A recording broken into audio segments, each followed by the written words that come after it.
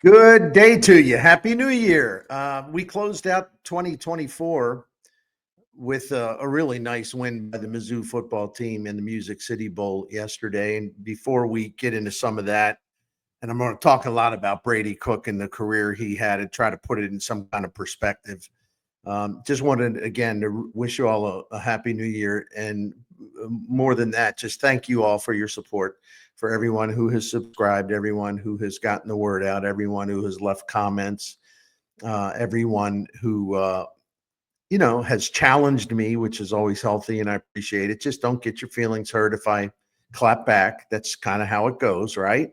But anyway, I appreciate every single one of you. And thank you for making the Bernie Miklasz show here on YouTube a really nice success for me, at least so far. So we've only just begun. All right, let's talk about Mizzou. They went out on a high note in the Music City Bowl, as we noted, finishing the season with a 10-3 record after erasing a 10-point deficit in the third quarter. About 5:19 left in the third quarter. They were down by 10, and they roared back for a 27-24 victory over the Iowa Hawkeyes. The game was really intense and exciting. I think you would agree with that if you watched it. It was a really nice change of pace from what has become a big, large menu every year at this time of monotonous and meaningless bowl games. I give Iowa and Mizzou a lot of credit for really going at it. I mean, that was a fierce football game. Both of those teams obviously doing everything they could to win. Nobody took a vacation in this one. Mizzou had a lot of reasons to be motivated, to get that 10th win and bring it home. That gives the Tigers 21 over the past two seasons, and the Tigers bagged back-to-back 10-plus win seasons for only the third time in Missouri football history. That's cool. Through Monday, and I like this too. Let me add something to that, give it a little more context of what it means. Maybe you put it in a national perspective. Through Monday, Mizzou's 21 wins since the start of the 23 season ranked ninth among power conference teams nationally. The only programs with more victories than Mizzou over the last two seasons, talking about, again, power conference football: Oregon, Texas, Georgia, SMU, Penn State, Ohio State, Notre Dame, and Michigan. Pending the outcome of bowl games, I know one of them is at least today, and I think another one's tomorrow. I'm talking about Alabama playing. I'm talking about Ole Miss playing. Mizzou, going into today, has as many wins as Alabama and Ole Miss over the last two seasons. And among SEC teams, this is pretty special. Among SEC teams since the start of last season, only Texas and Georgia have won more games than your Missouri Tigers. But again, I want to, point this out. If Alabama wins their bowl game, they will have as many wins as Mizzou over the last 2 years. If Ole Miss does the same, if they win their bowl game, they'll also have 21 wins. So Mizzou would have some company there. But as we sit here today, only Texas and Georgia have won more games among SEC teams over the last 2 years. And you can nitpick it. You can parse it. I mean, you don't have to tell me, well, they haven't won the conference. Oh, they haven't played in the conference championship in a long time. Oh, they were supposed to make the playoffs this year. Then you get there. I get that. I ain't saying that this is a perfect team. This is not the model beast that you would build. I'm aware of all of the steps, all of the climbing Mizzou must do to reach the proverbial mountaintop. I get it. Trust me. But given some of the rotten football we've watched over the decades, for Mizzou to be sitting here today with 21 wins over the last two seasons and sort of hanging out with some of the best power conference teams in football as far as bottom line victories, I think you should be proud of it rather than looking for flaws in it. That's just my opinion. You all do what you want, right? Happy New Year. I'm just kidding. I think these are happy times for Mizzou fans. Yeah, this season had so much promise. so much hope of a national college football playoff appearance, but it didn't work out. I don't want to denigrate the season they had, though. It ain't easy to win 10 games, and it ain't easy to do it 2 years in a row, especially if you are the Mizzou Tigers, right? The thing I like about Coach Eli Drinkwitz and the program that he is constructing or has constructed, we've talked about this before. It really, really is a wonderful fit for this chaotic NIL and transfer portal era. I mean, you got to be quick on your feet. You got to be proactive. You got to get things done. You can't wait. You got to go, go, go, go, go, and sell, sell, sell, sell, sell. And Eli Drinkwitz is that. He's excellent at it. And by the way, as you may have heard at the end of the broadcast yesterday on ESPN, he's now got more wins in his first 5 seasons as Mizzou's coach than any other Mizzou coach. First 5 seasons, total wins. Drinkwitz is at the top. Not saying he's better than Dan Devine or Gary Pink. Not saying that. I'm just saying if you want to count victories, he's at the top of the list for the first 5 seasons. The Music City Merriment was the perfect way for Brady Cook to close his outstanding career as Mizzou's quarterback. And I have to look at a lot of notes here, so I know you'll forgive me. I'll get to his accomplishments as Mizzou's quarterback later, but first I want to talk about his personal qualities, because the bottom line, in my opinion, is that Cook has earned a spot high on the list of the best quarterbacks in Mizzou history.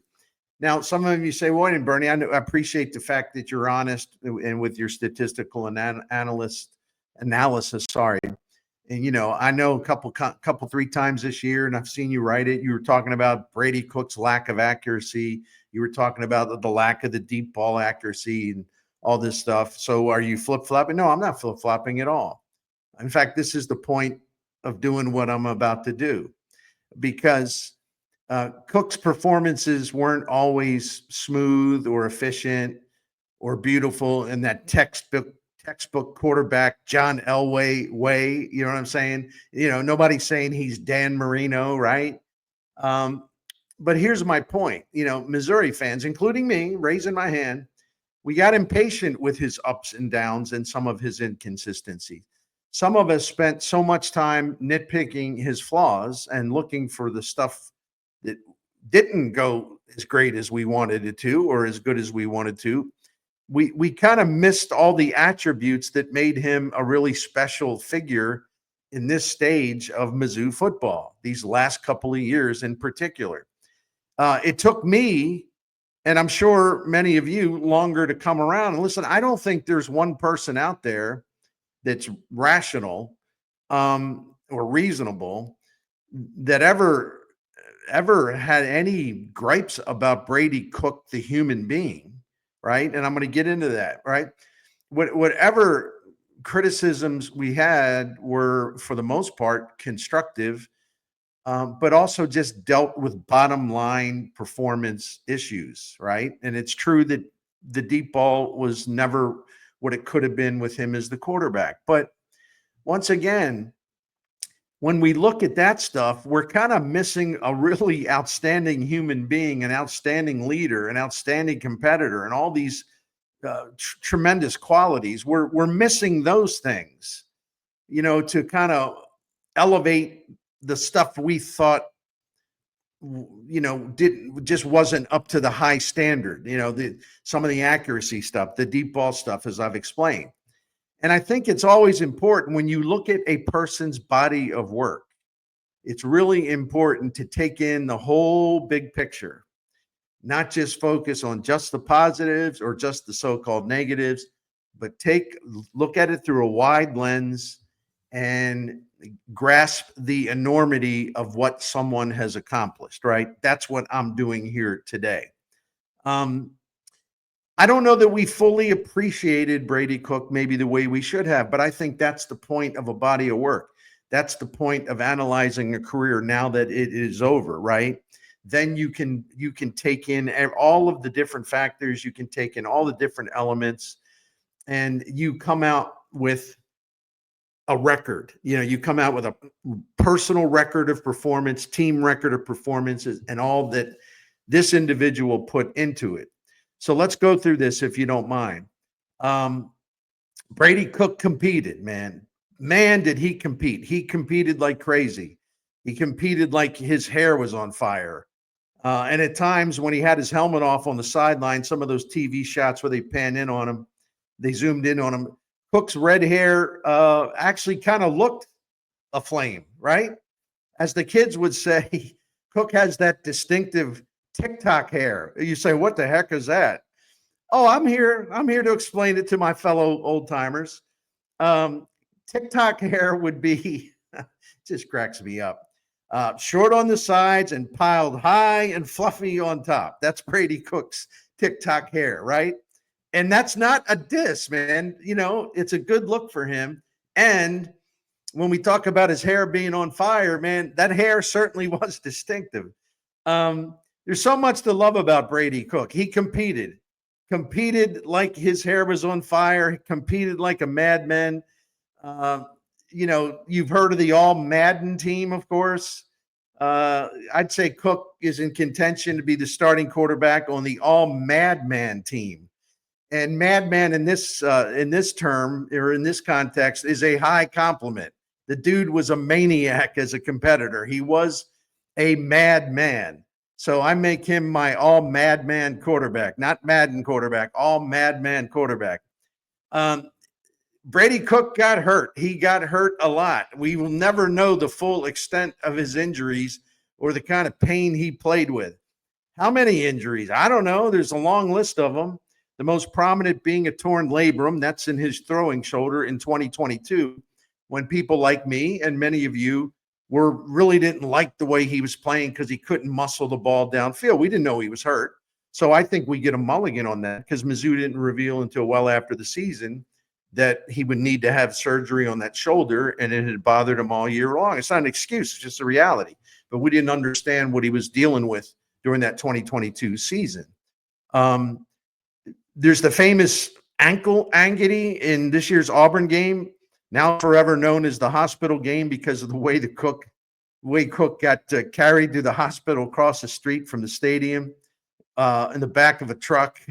And he came back to the stadium and hustled back on the field after leaving the infirmary to lead Mizzou to a really, really impressive comeback over Auburn after being down 14 points. But as I mentioned, man, we're never going to get an accurate count. We're never going to know if there was an advanced metric for this, right? I'm just making this up, trying to be cute here. If there was an advanced metric for this, I would probably call it pain per snap or maybe pain per dropback. And I think Brady Cook might have led college football in that category. I mean, dude was almost in constant pain with one thing or another. He looked so fresh yesterday because he finally had some time to heal up, and they'd like get back on track and just feel fresh, and where he could just go running off and all that stuff. You could see what he is when he's really fresh and ready to go and not afflicted by so many things. He played with a fractured wrist this season. Come on, now how does a quarterback compete with a busted wrist, right? He's like that. Brady Cook is like that Marvel Comics character, the Sentry, who absorbs a tremendous amount of damage. I mean, the Incredible Hulk, or with one of the versions of Hulk, beat on the Sentry all the time, do all kinds of terrible things to him to cause bodily harm. But the Sentry just kept going and going and going and going and going. Even if Brady Cook wasn't your favorite quarterback, so to speak, you gotta admire this guy's guts. I mean, the way he just would not back down from anything, including the pain of his own injuries, and he had a lot of them. He just never, ever would stay down. You knock him down, he'd get back up. He did miss the Oklahoma game, but he couldn't help it. There was no way he could have played that day or he would have been out there. Brady Cook persevered. That's another way to put it. He persevered. We saw it again in this game against Iowa. He went through one of those Brady Cook stretches. He completed only 2 of 10 passes. It was looking kind of ugly, even though it wasn't all his fault. But the cold streak during the game didn't matter because with Mizzou down 10 points with 5:19 left in the third quarter, and desperate to make a comeback to save that 10-win season, all he did from the time that Mizzou was down by 10, when the first time they got the ball after being down by 10, until he led the drive to the winning field goal for the 27-24 win. I mean, he threw for 112 yards, but he averaged 16 yards per completion. And he also threw in an 8-yard rushing. So my point is, he made big plays when they needed big plays. Brady Cook could always do that. He would go through these, he'd play a quarter and a half, where it's just like, man, he just can't find the target today. But that's again about his mental toughness, the physical toughness we talked about. The mental toughness is just as impressive because he could almost always shake those things off. He would never lose his confidence. He would never lose his determination. He would rebound and recover within a game, within a half, within a quarter. And he would put all of the negative stuff, all of his poor play, he would put it behind him, and he would just like come out slinging as if he was on top of the world, the most confident quarterback that ever lived. This was a really, really admirable trait of Brady Cook. It truly was his perseverance. He finished with 287 yards passing yesterday. I think that's a season high. Had 2 touchdown throws against a really ornery Iowa defense. But think about what went into those 287 yards. In Monday's game, Cook didn't have Luther Burden, who had opted out to prepare for the draft. Cook didn't have injured tight end Brent Norfleet, who can be a valuable person in the passing game. He had knee surgery. He didn't have Mookie Cooper, the wide receiver, who was out for a lot of the year. He got hurt earlier this season. Good player. And then Monday in Nashville, Cook lost another valuable receiver, Theo Weiss Jr., who couldn't continue after taking a nasty off-balance hit. And Marquis Johnson, who was one of the stars of the game. There's no question about it. He was phenomenal yesterday. Even he had to shake off a couple of different injuries. Maybe not injuries, but he got walloped a couple times. He got walloped hard, and he would have to leave the field. He was out of action for a little while. But again, did any of that, all of those absent friends, did any of that mess with Brady Cook's head? Did any of that get him down? No. I mean, by the end of this game, Mizzou was all but pulling fans out of the stands to line up at receiver, and Cook didn't care. He just kept balling, man. He played on. He cooked, or as we should say, he Brady cooked, right? He can deal with adversity, his accuracy issues, his absent teammates, his various physical ailments and afflictions. If NFL teams drafted players based on competitive character, mental toughness, physical toughness, and their refusal to surrender to any circumstances, no matter how unforgiving, Cook would be like a top 10 pick. Like if you put the actual talent measure and all the stuff you do when you're looking for, your next quarterback, a lot of it has to do with the talent and what you see on tape and your own metrics and everything else and all your scouting. But in terms of toughness, this guy's right up there with anybody you want to name in terms of what we've seen come through Mizzou, especially keeping it local. Brady Cook always could adapt. That's the other thing. And he adapted yesterday.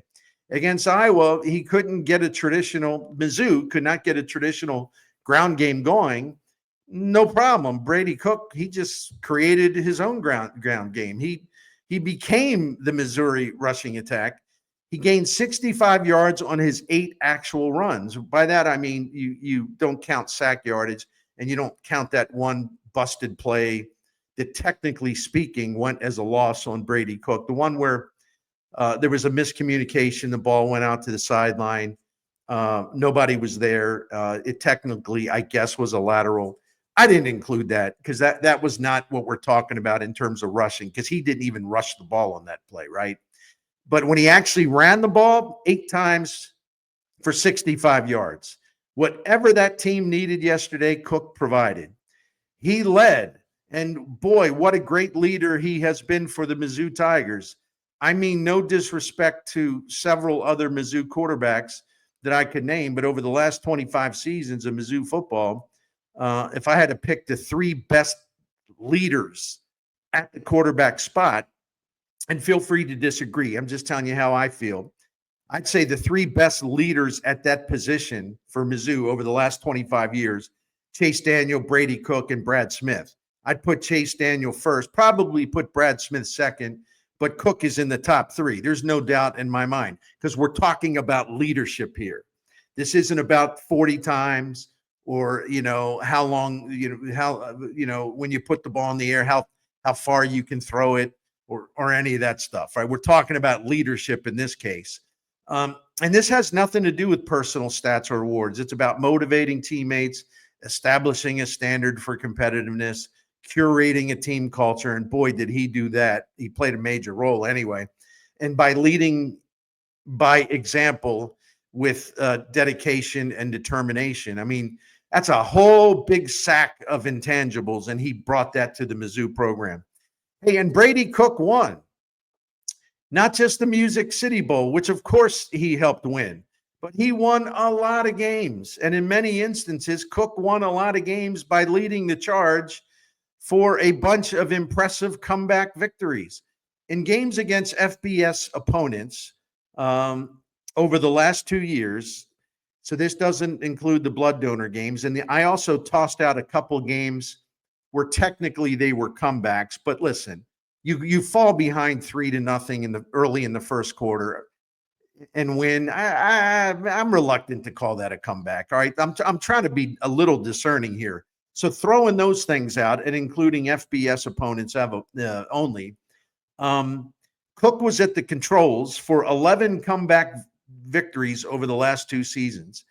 And before that, late in 2022, in an indication of what was to come, you may remember he brought Mizzou back to defeat Arkansas, and that was a real slugfest, and it was a really fun game to watch. And that told us a lot about who he was and gave us a glimpse. Maybe we didn't know it, but it gave us a glimpse of what we could expect in 2023 and 2024.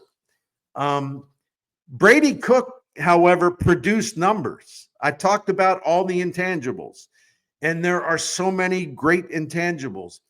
But, we're not doing the pat him on the head thing. Oh, way to try, Sparky. You play hard, Sparky. That's okay. You'll get him next time, Sparky. You just keep your head up. I'm doing the patting on the head thing, right? Seriously. The dude piled up serious numbers. If you want to see the numbers, all right, give me the facts, Bertie. Get away from the intangibles. Yeah, I'm happy to do that. Mizzou had 10 wins by 1-score margins over the last 2 seasons. And Cook was at the center of action in all 9 of them. And the only one that he wasn't in was the Oklahoma game early this year. He just couldn't play physically. So he did have all those intangibles. He was fearless under pressure. Nothing would keep him down, all the things I've alluded to. But he also put up some big numbers that, you can't play quarterback in the SEC or at the power conference level without having the performance level, the high performance level standards that you also pair with all the great personal attributes and intangibles. So let's go through this. I really want to go through this. Among all the quarterbacks that have ever played for Mizzou, Cook stands right there with the best in a bunch of important categories. He has 26 wins as a starter, or he had 26 wins as a starter, second to Chase Daniel, who had 30. Passing yards, career passing yards, third in Mizzou history to Chase Daniel and Drew Lock. Rushing yards by a quarterback, fourth behind Brad Smith, Corby Jones, and James Franklin. Combined passing and rushing yards, add them together, right? He had 10,513 combined passing and rushing yards in his career, which ranks fourth in school history among quarterbacks behind Chase Daniel, Brad Smith, and Drew Lock. Touchdown passes. Brady Cook had 50. That's fifth behind Daniel, Locke, Brad Smith, James Franklin. Rushing touchdowns by a quarterback, 21 with Brady Cook. Third behind Brad Smith and Corby Jones. If you combined passing and rushing touchdowns by a quarterback, Cook had 71 during his time in Como, which ties him with James Franklin for third in Mizzou history behind Chase Daniel and Brad Smith. So, if you look at all those other quarterbacks that I have mentioned, if you think about it, Brady Cook each one of them had good qualities, right? And Brady Cook had some of those qualities, like a little bit of some of the quality, a mix of the quality that we saw in all those other guys. I didn't explain that well, but I think you know what I mean. He represented some of the best attributes that they had on the field because he had many of the same attributes. That's my point. And I think we can say that he is, my opinion, and I've been following Mizzou football since 1985, but I do have historical perspective that goes before that, right? I would say he's the best St. Louis area quarterback for Mizzou. He was the best St. Louis area quarterback for Mizzou in a very long time. No offense to Blaine Gabbert, fellow St. Louisan, but Cook accomplished more than Gabbert at the college level. It's really hard to compare quarterbacks of different eras, but if we could let's just say it's kind of a fake thing because one of the quarterbacks I'm about to mention is no longer with us. But if you could put together a photo montage limited to the best St. Louis area quarterbacks to be the quarterback at Mizzou, Brady Cook would be in that shot, along with Paul Chrisman, the late, great Paul Chrisman, Pete Woods, Terry McMillan, Gary Lane, and I don't think I've left anyone out. He would be in that group. If you want to put Gabbert in there, go ahead. I'm fine with that. I'm just saying. He can stand with the best St. Louis area quarterbacks to ever lead that team on the field as a starting quarterback. What a career for Brady Cook. What a man he is. It's cliche, but it really, truly does fit in this case. And let's face it, we overuse this term a lot, but not when it comes to Brady Cook. Yes, he is a true son of Missouri, a true son of Mizzou football. And as the years go by, there is no doubt in my mind he'll be a Mizzou Hall of Famer. He will be viewed as a Mizzou football legend. And for some of you who just don't want to accept that, he was never your ideal for a quarterback, that's fine. I'm telling you, the dude, given the team success and his individual accomplishments and the way he competed and all those incredible personal attributes, there is no way that Brady Cook would not be a Mizzou football legend. And whenever he will come back to Faurot Field or for anything at Mizzou, people will see him and they'll see that TikTok hair and they will smile. They will smile and smile and smile because the memories of Brady Cook, 98% of them are all fantastic. That'll do it for today. Thank you very much for watching my tribute to Brady Cook and Mizzou football here on The Bernie Show.